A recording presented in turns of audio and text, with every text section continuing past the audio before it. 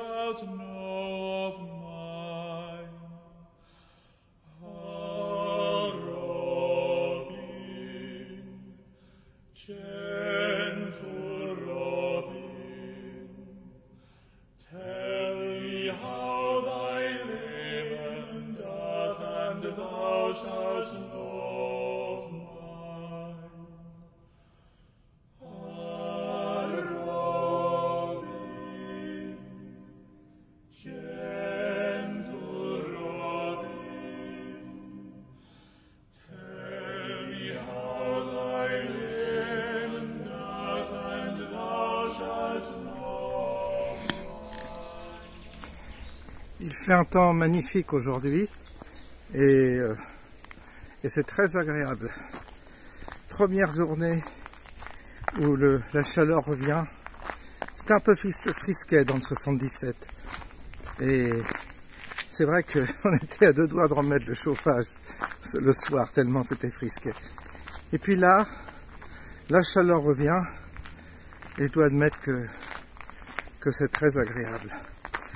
Alors voilà ma chaîne principale, vous allez redécouvrir cette promenade sur ma chaîne principale qui reprend vie après 7 jours au cachot, 7 jours de censure, premier avertissement, et donc toujours cette épée Damoclès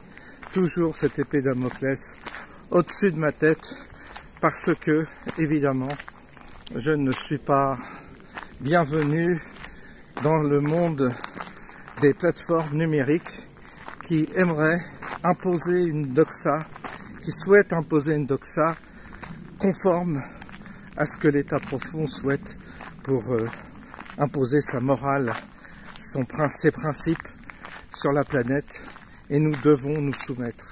Faute de quoi nous sommes tout le temps persécutés, nous sommes démonétisés, nous sommes censurés. Ça continue, c'est infernal. Rien que de montrer des choses, ça devient presque impossible. Il y a des vidéos qu'on ne peut malheureusement plus montrer, que je trouve sur Telegram ou tout ça, mais je me dis non, si je la monte, si je l'intègre dans mon montage, censure. Alors évidemment, cela va s'accélérer. Dans les semaines qui suivent, les honnêtes citoyens seront censurés et les racailles et les voyous, eux, auront des techniques pour, bien entendu, ne pas souffrir de cette censure ni de ces blocages parce qu'ils ont des alternatives que nous n'avons même pas, nous. Mais c'est toujours pareil, c'est un prétexte pour censurer l'honnête citoyen, fermer le bec à celui qui aurait encore un peu le courage de se manifester, de relever la tête. Nous sommes vraiment dans un système qui consiste à, une fois pour toutes, abrutir la population, mais plus que ça, la soumettre et la rendre docile. N'oubliez pas que nous sommes dans un principe de domestication, et dans ce principe de domestication, nous avons tous les paramètres qui sont actuellement en service pour toujours casser l'éventualité d'un sursaut, d'une prise de conscience. Le monde normal est frustré de sa liberté d'expression, est frustré de sa liberté tout court, et évidemment le principe consiste toujours à soumettre. Alors qu'est-ce que nous devons faire? Alors je vais vous faire voir le paysage parce que on est là pour se détendre un peu avec tout ce qu'on a vécu. Donc je vais vous faire voir un peu le paysage qu'il y a en face de nous. Vous voyez, c'est joli. C'est un champ où la moisson a été effectuée. Mais je trouve que c'est extrêmement reposant de participer à ce spectacle, ça fait du bien. Il était temps que je revienne sur ce chemin pour retrouver un peu de quoi, tiens, un pépère qui arrive là. est à son maître. Donc il était temps de retrouver ce côté paisible.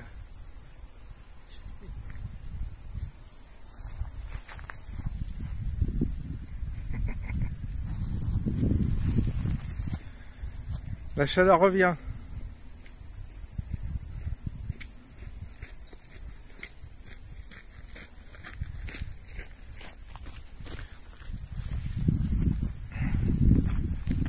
Allez, on est reparti pour faire notre développement.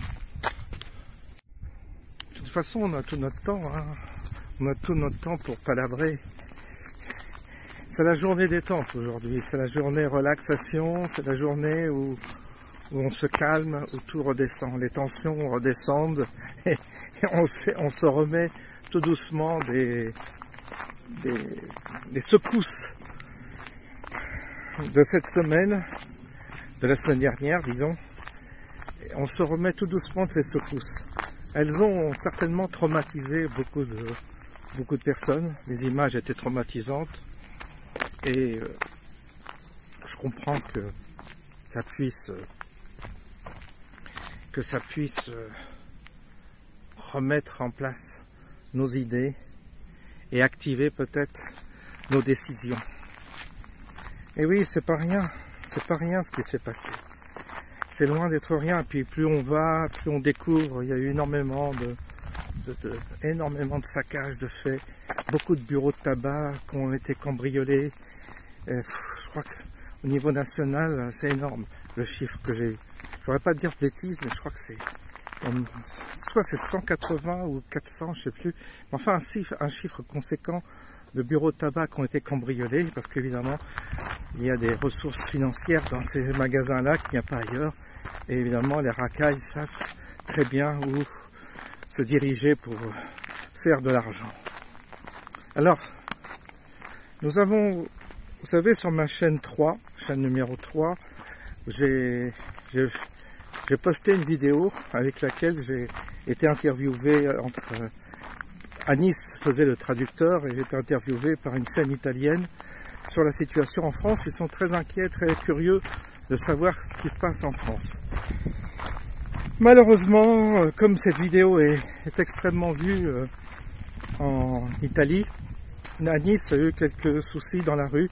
Il a été interpellé par une femme voilée qui l'a harangué un peu. Il m'a dit que c'était quand même un peu chaud, parce qu'il a pris des positions courageuses. Et malheureusement en Italie, il y a beaucoup de musulmans, mais de musulmans vraiment très vindicatifs, qui à la moindre petite remarque sont comme des bombes, c'est-à-dire qu'ils réagissent très violemment à une critique, ils ne supportent pas la critique parce qu'ils sont fanatisés par leur religion, et certains, pas tous, mais certains sont dans le fanatisme et réagissent au quart de tour quand vous avez des propos qui ne leur conviennent pas. Ils sont extrêmement susceptibles. Et notre pauvre Nice, eh bien, on a subi quelques conséquences, parce que eux aussi, on pourrait dire qu'en Italie, ils sont totalement envahis et ils sont complètement sous la coupe aussi d'une population agressive qui veut imposer sa religion à tout le reste de la terre. C'est une religion de conquête. Malheureusement, tous les musulmans ne sont pas dans cet état d'esprit, mais malgré tout, il y a des éléments qui sont dans cet état d'esprit vindicatif, provocateur, et dans toute l'Europe, nous devons subir cette invasion d'une religion qui ne nous concerne pas et dont on ne veut pas, surtout. Que ceux qui sont musulmans et qui veulent pratiquer leur foi, qui est tout à fait respectable, la pratique dans leur pays, dans des pays qui sont formatés et culturellement prêts à suivre les préceptes de cette religion, mais nous, en Europe, on n'en veut pas. On n'en veut pas, on ne veut pas, c'est tout. C'est clair et net, on n'en veut pas. Moi, je ne veux pas vivre dans une république islamiste, ça ne m'intéresse pas. Et donc, je dis non, je ne veux pas. C'est clair, c'est pas agressif, c'est dire que je ne veux pas. Je ne veux pas vivre avec cette culture, je ne veux pas vivre avec cette façon de vivre, je ne veux pas. Si je voulais, j'irais dans un pays musulman, vivre dans un pays musulman. Si moi j'avais envie de vivre dans un contexte où la religion musulmane impose ses préceptes, ben j'irais vivre dans un pays. Mais je ne veux pas. Je ne veux pas vivre ça.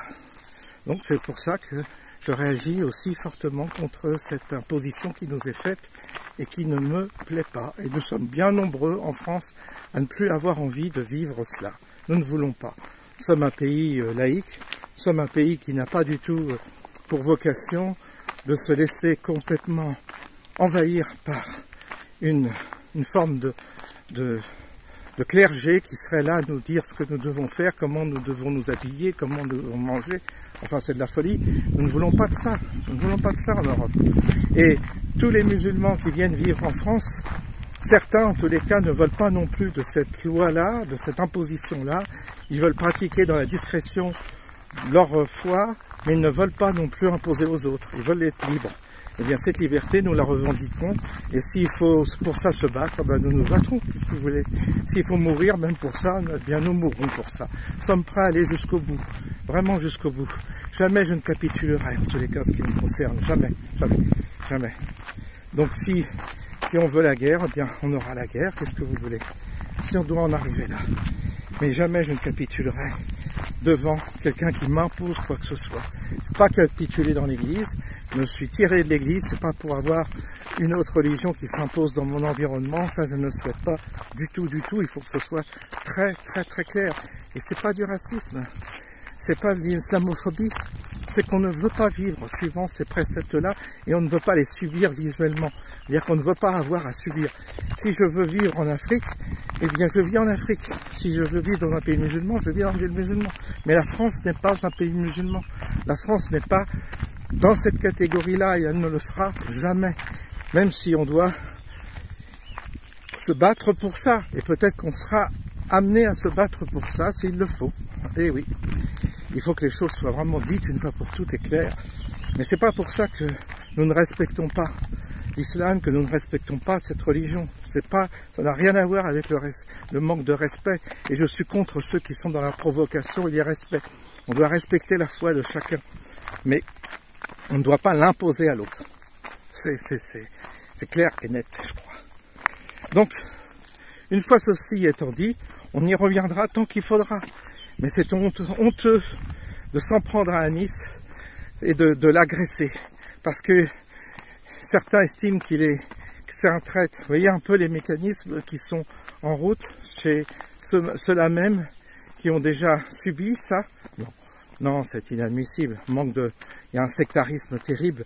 Et puis je ne vous parle pas de la victimisation qui est absolument enclenchée, complètement délirante. Délirante. Une victimisation délirante. Délirante. On est dans un délire total actuellement. Dans un délire total. Dans un délire, mais de malade. Et on doit subir ça. Il est temps que ça. Il est temps qu'on en finisse. Il est temps que ça explose. Il est temps que effectivement on en finisse avec tout ça. Moi j'ai hâte qu'on en finisse. Même si ça doit passer par des affrontements, eh bien ça passera par des affrontements. Mais il faut qu'on en finisse. Une fois pour toutes. Toute cette raclure de politiciens qui nous a conduits dans cette impasse, il faut l'éliminer, cette raclure. Il faut les éliminer. Il faut que ça change. Il faut que quelque chose change radicalement dans notre pays. Et qu'on retrouve la souveraineté et la vocation de notre pays. Voilà. Donc je ne peux pas être plus clair, je ne peux pas être plus net, je ne peux pas être plus direct. Et donc dans cette perspective-là, eh bien, nous allons avancer, nous allons nous préparer, nous allons méditer, nous allons nous concentrer sur les alternatives qui s'offrent à nous. Il est évident qu'à un moment donné, il faudra s'organiser. À un moment donné, il faudra faire avec ceux qui sont de bonne volonté et qui collaboreront à dans cette perspective de sortir de l'impasse dans laquelle on est. Parce que nous sommes dans une impasse. Nous sommes dans une impasse idéologique qui nous mène tout droit à la guerre civile. Et c'est ce qu'il faut éviter, c'est la guerre civile.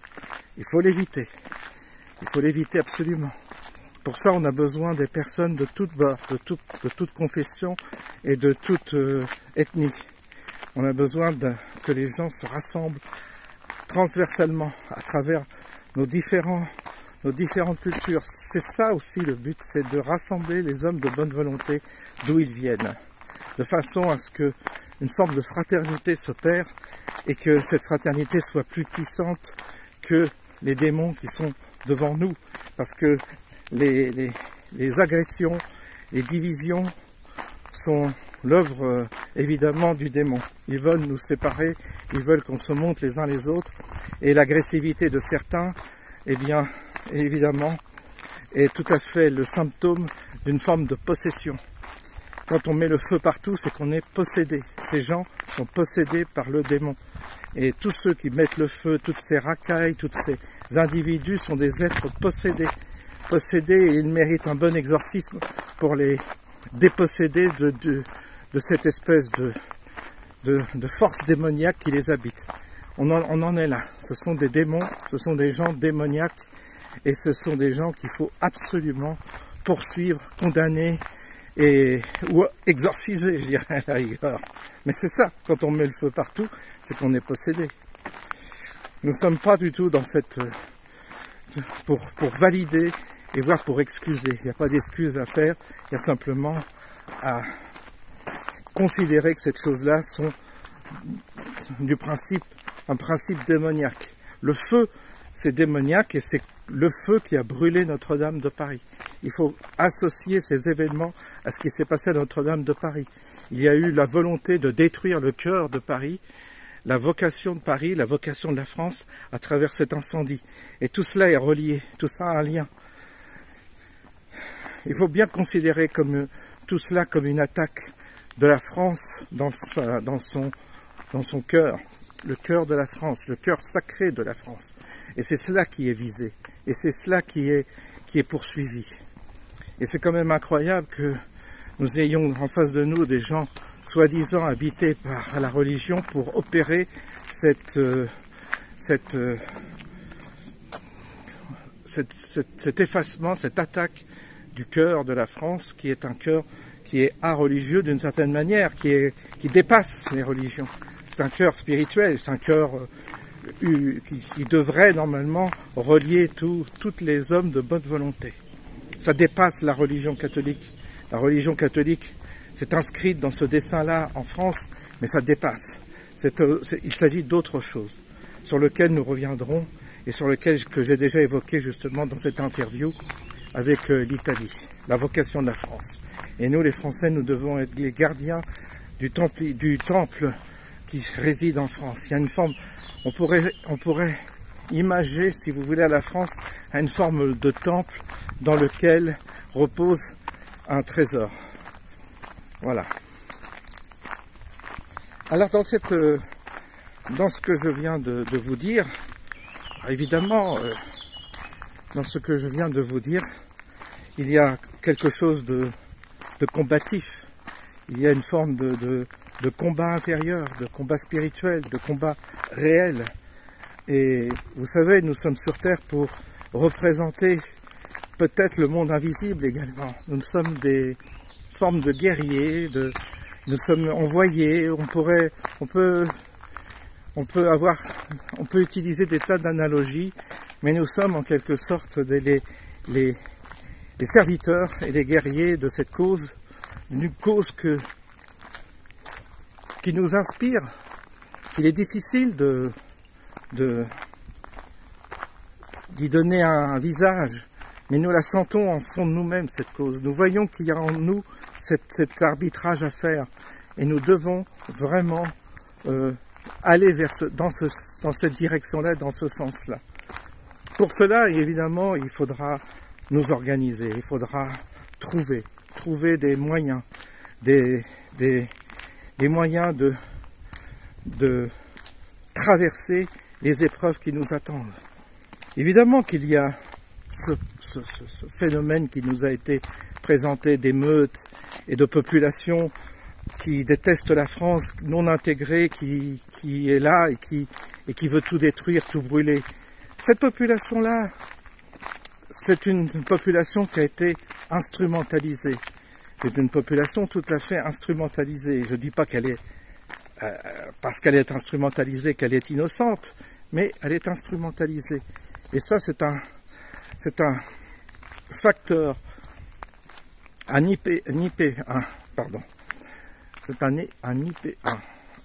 épiphénomène parmi d'autres phénomènes qui vont arriver. Donc nous avons ça, mais nous avons d'autres soucis qui vont venir parallèlement et qui vont compléter, si vous voulez, ce phénomène que nous avons observé ces derniers jours. C'est-à-dire qu'en réalité, il ne faudra pas trop se focaliser que sur ce sujet-là, parce que la moindre bombe ou le moindre conflit qui se manifestera en France fera que le problème sera immédiatement réglé. Il y aura énormément de gens qui repartiront au bled, qui iront se retirer dans leur pays d'origine. Et évidemment, parce que la France, si la France est touchée par la guerre, il n'y aura plus de prestations sociales, il n'y aura plus rien à en tirer, il n'y aura plus de ressources sur lesquelles pourra se nourrir les parasites. Donc fatalement, ils retourneront dans leur pays ou dans leur... Ils quitteront la France. Parce que ces gens-là ne se battront jamais pour la France et ils ne lutteront jamais pour la France.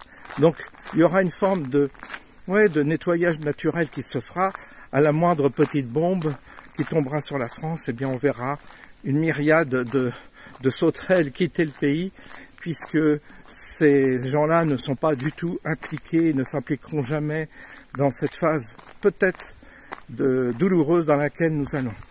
Quitteront le pays, c'est tout. C'est ce qui risque d'arriver. Donc du coup, nous nous retrouverons dans une autre configuration et qui nous permettra de repérer un peu les vrais, ceux qui sont là pour vraiment se battre et résister contre ce qui risque de nous tomber dessus. Alors on verra. On n'est pas. C'est là qu'il faudra effectivement s'adapter. Tout est une question d'adaptation parce que les coups vont venir d'où on ne les entend pas. C'est le côté justement inédit de la situation dans laquelle nous sommes qui va nous permettre, qui va nous donner comme occasion, qui va nous permettre de nous adapter. En fait, il faut développer des capacités d'adaptation pour faire face à des situations inédites. Quand je dis inédite, c'est-à-dire qu'on n'a pas de référence. On n'a pas de référence historique, on n'a pas de référence face à ce qui se propose devant nous. Des nouvelles armes, des nouvelles attaques. Elles peuvent être d'ordre sanitaire à nouveau, on ne sait pas. On n'a aucune idée de ce à quoi nous allons devoir faire face. Les émeutes, les racailles, ça c'est une chose, mais c'est pas que ça. Il va y avoir d'autres éléments qui vont se substituer à cela, et vous verrez que c'était qu'un aspect de la question, ce n'est pas que la question, ce n'est pas la question essentielle qui nous préoccupe. La question essentielle qui nous préoccupe, ça va bien au-delà, c'est un conflit, peut-être un conflit nucléaire, on ne sait pas, mais quelque chose de vraiment violent qui nous menace, surtout vu ceux qui nous dirigent. Ceux qui nous dirigent sont pro-guerre, sont pro-extinction de notre espèce. Et ils veulent absolument en finir avec notre espèce et ils vont nous conduire au chaos. Et nous allons, nous, devoir mettre en place des structures pour survivre à ce déferlement qui nous attend. Et on sera obligé d'innover, de trouver des fraternités transversales, d'où qu'elles viennent, je dis bien d'où qu'elles viennent, mais des vraies fraternités pour aider, pour trouver des alternatives et des solutions dans un contexte qui sera, comme je vous l'ai dit, inédit, et donc qui sera tout à fait nouveau. Et c'est là qu'il va falloir faire travailler nos ménages, nos ressources propres, nos complémentarités, dans un contexte de lutte, dans un contexte dur, dans un contexte où, évidemment, il y aura des gens qui souffriront, qui resteront sur le bord de la route, où on va retrouver tous les éléments de la guerre, c'est-à-dire des blessés, des gens atteints. Mais qu'est-ce que vous voulez? C'est ce qui c'est ce qui se profile à l'horizon. C'est ce qui profile à l'horizon. Alors, évidemment, mon discours peut paraître surréaliste dans ce moment calme où nous sommes, cette campagne où règne une certaine quiétude. Évidemment, ça paraît surréaliste de parler comme ça. Ça paraît presque fou, ça paraît presque dingue quand on compare à ce contraste qu'offre la nature, le calme, une forme de bienveillance de cette nature. C'est l'été, c'est la relaxation, c'est la détente, et je vous parle de choses qui, évidemment, sont loin d'être en harmonie avec le décor dans lequel je suis. Mais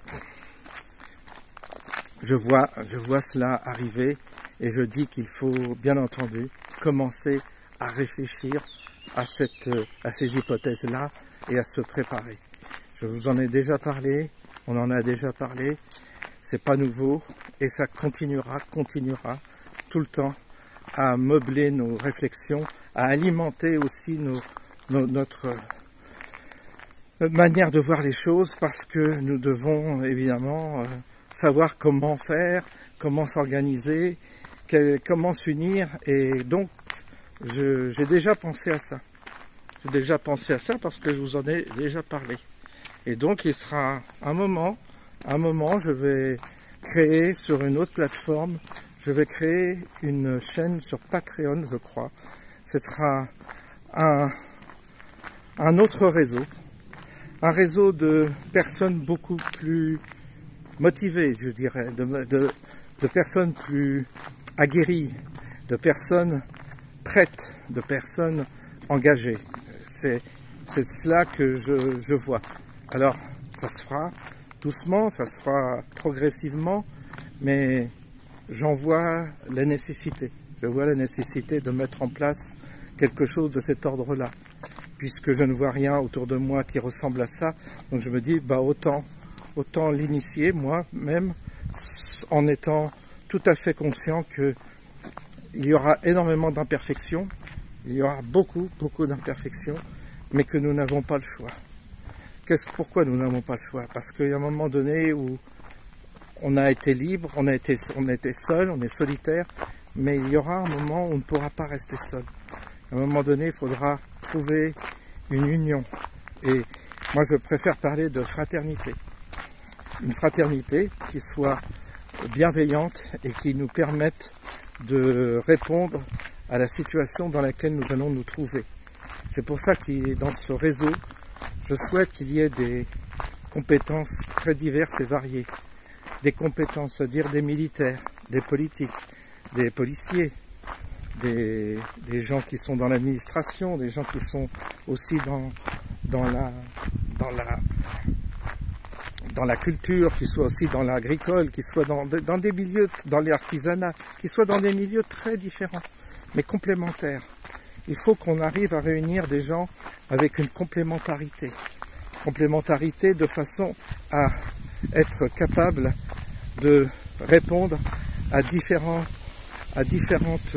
questions qui se poseront dans le contexte où nous allons nous trouver. Il faut des compétences diverses et variées, et nous avons cela déjà en potentiel. Il y a parmi mes auditeurs des gens qui appartiennent à ces catégories différentes. Ils ne se sont pas tous manifestés, mais ils appartiennent à des catégories bien différentes. Et peut-être que ces gens-là nous serviront à un moment donné. Mais pour cela, il faut créer un réseau particulier où il y ait une forme de liberté, d'expression totale, et il nous faut un réseau dans lequel nous pouvons nous exprimer sans tabou, sans précaution, sans censure, parce qu'il y a un moment donné, il faut avoir une parole de vérité.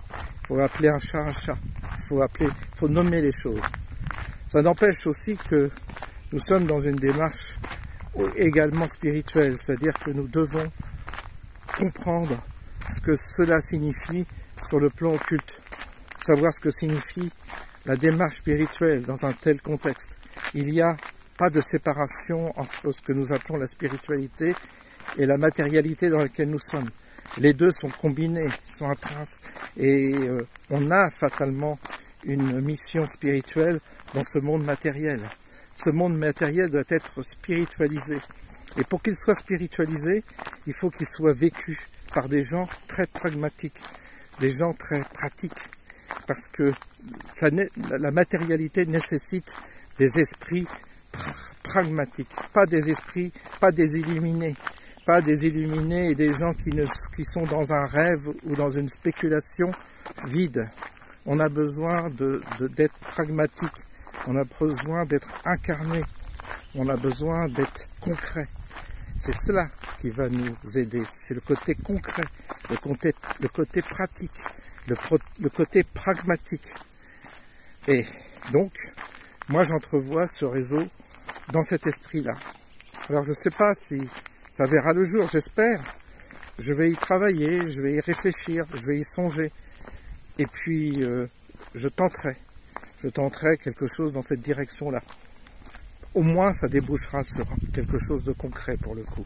Ça nécessitera peut-être de se déplacer, de se voir, de s'organiser. Il s'agit de faire les choses légalement, attention. C'est pas une société secrète, de je ne sais quoi, c'est pas une milice ou quoi que ce soit.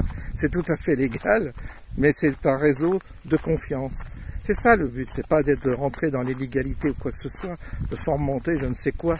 Il s'agit simplement d'être dans un bain fraternel de gens compétents et qui sont prêts à s'entraider ou à faire des choses dans une situation complexe où le chaos est présent. On l'a vu, les émeutes c'est un bon exercice. On a vu à quel point ça pouvait nous émouvoir, nous traumatiser, nous secouer. On a vu à quel point nous étions faibles si nous étions isolés. Nous avons vu à quel point nous pouvons être extrêmement vulnérables si nous sommes isolés. Eh bien, ça a été pour nous une excellente occasion de réfléchir à ces questions-là. Et donc, nous pouvons d'ores et déjà, à partir de cette expérience que nous avons eue, qui est une forme d'exercice d'entraînement, c'est une répétition, et c'est bien que ça se calme, comme ça là, ça nous permet de nous organiser. Eh bien, c'est important, on l'a vu, de réagir collectivement et d'avoir un collectif pour réagir à cette situation. Il n'y a pas de collectif actuellement qui soit capable d'intégrer tout cela. Tous ces collectifs qui ont été créés, ce sont des collectifs qui ont été fondés sur une forme d'illusion, un truc illusoire et facile. Et aussi, ça a été fondé dans un but de rassembler énormément de gens. Alors que moi, je ne cherche pas du tout à rassembler beaucoup de gens. Je sais que ce sera sélectif. Je sais qu'il y aura effectivement un nombre restreint de partenaires parce que c'est exigeant. Et beaucoup ne remplissent pas ces conditions-là. Il faut remplir des conditions, il faut être exigeant. Ça nécessite un don de soi total, ça nécessite un don de soi absolu. Et beaucoup ne sont pas prêts à ce don d'eux-mêmes. Ils seront toujours intéressés, mais pas prêts à faire le pas. Pour faire ce pas, c'est bien simple, c'est un pas qui consiste à... C'est toujours pareil, on récolte le bénéfice de quelque chose où on se donne, où on est absolument dedans. Il n'y a pas de tiède, si vous voulez. On ne peut pas être dans un côté tiède. Oui, je vais peut-être le faire, je ne vais pas le faire, ceci. Ça, c'est pas ça les événements à venir vont nécessiter une forme d'engagement global de la personne, un engagement franc et total. Il y a des gens qui sont prêts à ça. Il y a des gens qui sont prêts, qui ont le cœur qui est prêt. Des vrais chevaliers, il y en a. Bon, c'est cela qu'il faudra fédérer. C'est ces gens qui sont prêts à tout donner et à tout sacrifier s'il le faut pour justement une cause qui nous dépasse. Cette fameuse cause, c'est une cause spirituelle. Vous voyez, ça va loin ce que je propose.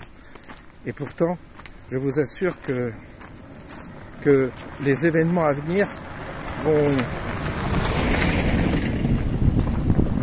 nous confirmer que c'est dans cette direction qu'il faut aller. Alors, c'est pas grave. Ceux qui ne sont pas prêts, ceux qui regardent de loin, ils sont les bienvenus ils sont les bienvenus. Ils sont là pour ils sont dans une situation où ils pourront pas, ils seront empêchés, ils seront handicapés, ils sont pas disponibles, ils n'auront pas la possibilité. C'est comme ça que ça se fera, mais malheureusement c'est la vie, c'est comme ça. Ce monde est fabriqué comme ça. Tout le monde ne peut pas. Eh bien, on aura une... Le but, c'est d'arriver, si vous voulez, à constituer un groupe qui soit valable, valide et performant. C'est ça le but, c'est d'avoir un groupe capable de réfléchir, capable d'avancer, capable de prendre des décisions, capable d'orienter et de donner des indications précises, fiables. C'est ça que nous allons avoir besoin pour les temps qui viennent.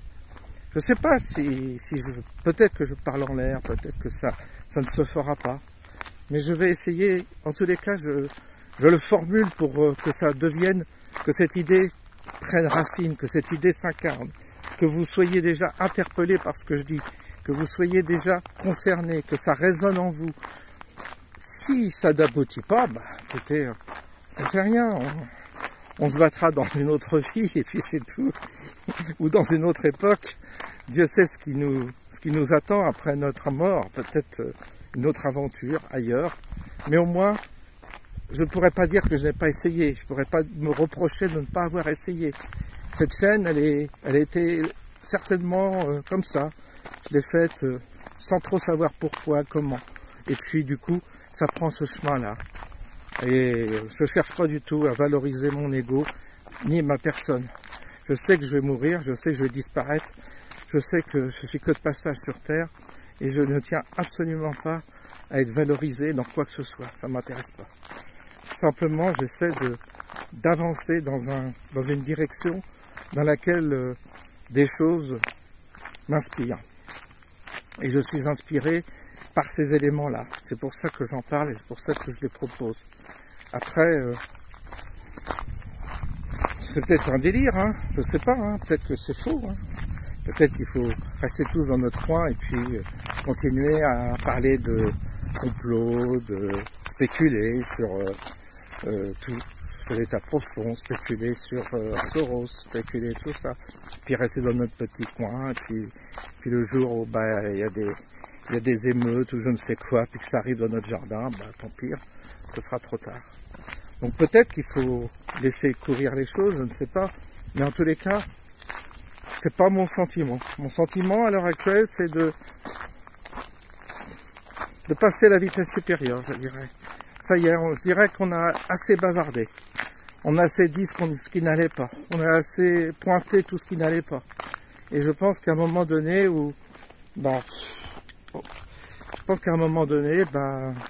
faut passer à autre chose, à une autre étape. On a dit, je crois qu'on a fait l'inventaire de ce qui n'allait pas. On a passé assez de temps là-dessus. Donc l'inventaire est fait. Maintenant, on ne va pas ruminer sans cesse ce qui ne va pas. Maintenant, on a bien identifié. On a tous bien identifié ce qui n'allait pas. Maintenant, ce que l'on veut, c'est trouver un moyen de s'organiser pour faire face aux événements qui vont arriver. Voilà un peu ma philosophie actuelle, ma pensée actuelle, mes intuitions actuelles. Voilà un peu ce que je ressens. À vous de réagir par rapport à ça aussi. À vous de dire ce que vous en pensez. Je vous laisse et je vous souhaite une bonne journée. À bientôt.